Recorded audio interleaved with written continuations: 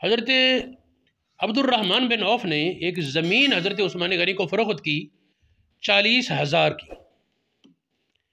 پھر آپ نے وہ رقم خود رکھنے کے بجائے خیرات کی کافی ساری، اور اس میں سے ایک خطیر حصہ وافر مقدار وہ امہات المومنین کی خدمت کی.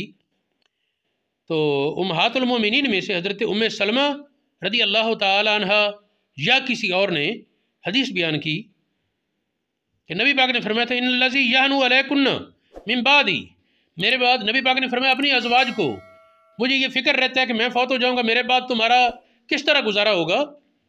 پھر فرمایا کہ جو تمہاری بڑی خدمت کرے گا وہ فرما بردار سچا میرا خادم ہوگا، میرا صحابی ہوگا.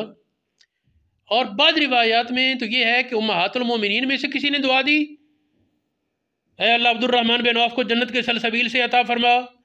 اور بعض روایات میں ہے کہ نبی پاک نے یہ دعا دی پہلے جملے کے ساتھ، یہ نبی پاک کا جملہ ہے، اے اللہ عبد الرحمن بن عوف کو جنت کے سلسبیل سے عطا فرما.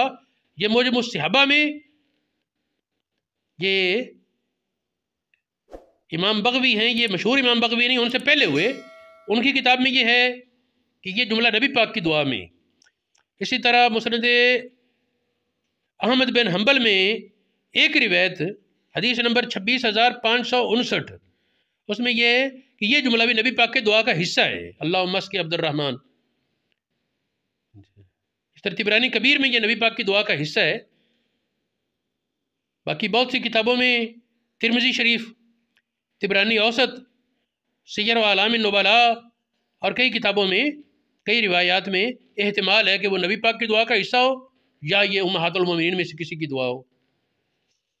اگر نبی پاک کی دعا ہے اور بات صحیح سندوں سے یہ ثابت ہے پھر تو رولا ہی کوئی نہیں، اور اگر نہ بھی ہو تو امہات المومنین میں سے کسی کی دعا بھی بہرحال حیثیت رکھتی ہے، اور عشرہ مبشرہ میں سے تو ہیں ہی.